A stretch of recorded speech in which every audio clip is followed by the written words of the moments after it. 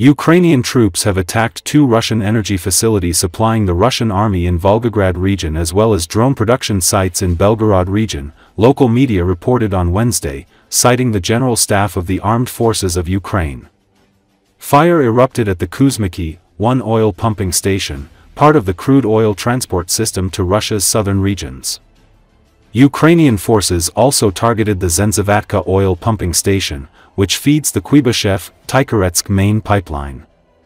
In a separate attack overnight, Ukrainian units targeted a drone production facility in the village of Valuyki, Belgorod region, aiming to disrupt drone manufacturing and reduce Russia's combat capabilities.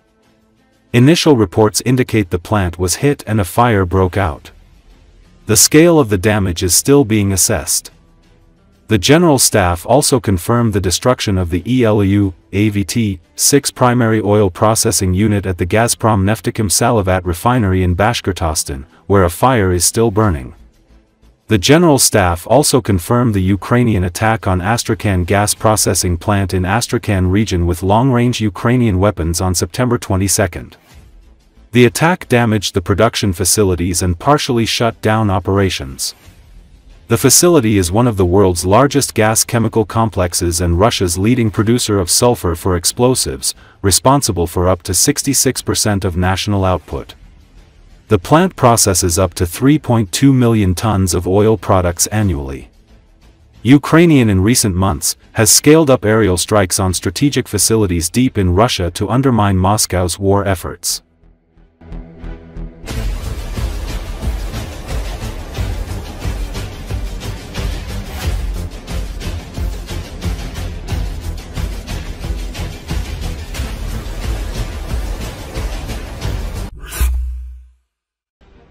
Ukraine currently has parity with Russia in the production of long-range drones. Alexei Getman, a retired major and veteran of the Russian-Ukrainian war, stated this on Radio NV, answering a question about various forecasts for the end of the war in Ukraine.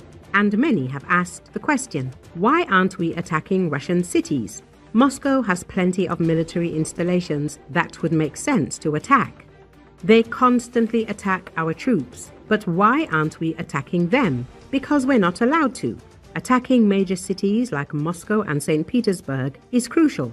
Besides the military objective, it also has a very significant political component. Putin's conversations with representatives of China, India, and the United States suggest they can do whatever they want, and we can't respond. Therefore, we have no choice but to capitulate, Getman said. He noted that this works for Western partners. But when Ukraine launches such attacks against Moscow, the position of other countries changes. Even if none of them reached their target, the attack on Moscow itself is very important. And for us, first and foremost, it's emotionally important. These aren't missiles yet. We're not producing them in sufficient quantities to launch them. But I'm confident that missiles will soon be launched at Moscow. Then the tone of the negotiations will change, Getman added. Recall, Kiev is intensifying its air campaign, aiming not only to destroy Russian oil refineries, but also to expose the vulnerabilities of the country's economic infrastructure and political leadership. Recently, Russian air defense systems destroyed at least 44 Ukrainian drones on approach to Moscow. Mayor Sergei Sobyanin said the air barrage was the largest against the Russian capital since March, when Ukrainian strikes killed at least 3 people. Sobyanin said there were no reports of casualties or major damage, though emergency services were dispatched to sites hit by falling debris. On September the 9th, a Ukrainian drone targeted Sochi on the Black Sea, just hours after President Vladimir Putin held meetings there. On September the 12th, a Ukrainian drone struck Russia's Leningrad region for the first time, hitting the Primorsk oil terminal near St. Petersburg and forcing a temporary suspension at the country's largest crude port. The drone threat also shut down St. Petersburg's Pulkovo airport. Ukraine's drone offensive is intensifying pressure on the Kremlin as strikes deepen Russia's fuel crisis and accelerate inflation. According to September data from the independent pollster Levada Center, a record 66% of respondents in Russia now say it is time to move toward peace negotiations, while just 27% support continuing military action, the lowest level ever recorded. In June, 58% of Russians also cited rising prices as their top concern in an earlier poll, also by Levada Center.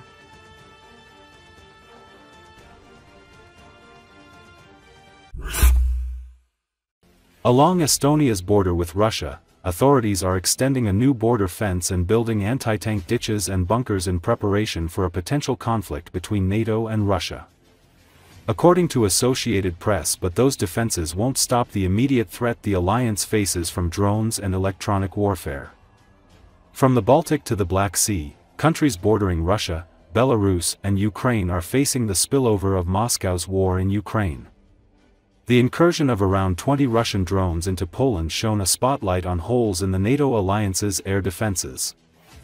Multi-million-dollar jets scrambled to respond to $1,000 drones which crashed into the Polish countryside. Faced with a growing problem, defense ministers from the EU's eastern border will meet on Friday for talks to create a drone wall along the bloc's eastern flank. But while officials say the alliance knows how to identify missile threats, dealing with drones is a greater challenge.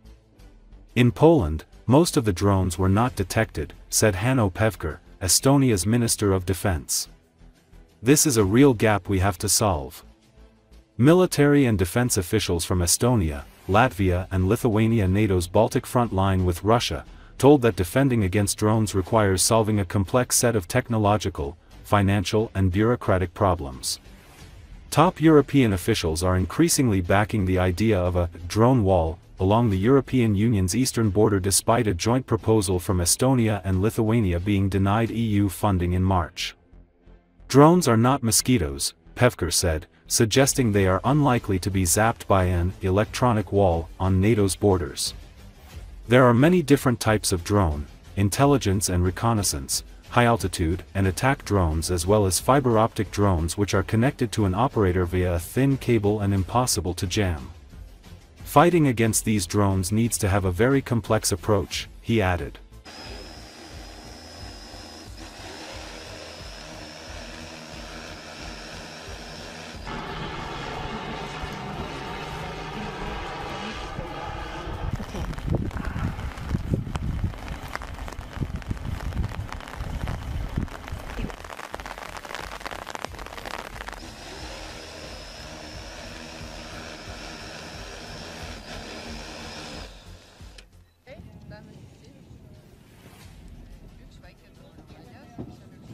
Drones are not mosquitoes, so you cannot have an electronic wall where you can stop the mosquitoes. So drones are very sophisticated. We have different type of drones. We have intelligence drones, we have reconnaissance drones, you have multi-rotor drones, you have drones like Shaheds, you have drones like Reaper type, very high altitude. So everything is drones. So this is why we have to understand that fighting against these drones needs to have also the very complex approach.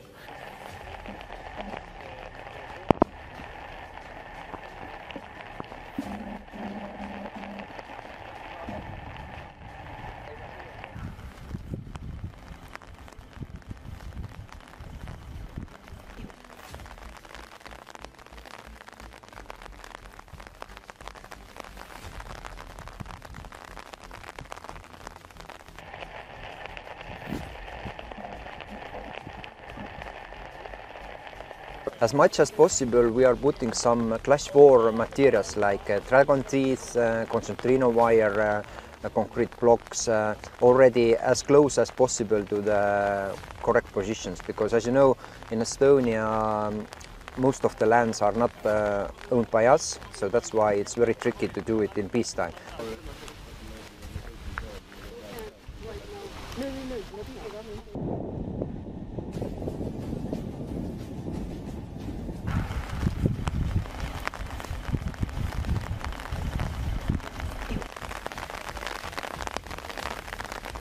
Secondly, when we talk about the lower altitude detection capabilities, then definitely all the NATO countries have gaps there. We've seen that also in the Polish incident. Most of the drones were not detected, and this is a real gap we have to solve. And this is why we have already signed some contracts. And this is why we are also planning additional measures, because it has to be anyway multi-layered and integrated system with acoustical sensors, with low altitude radars, with high altitude radars. So it's a complex of measures.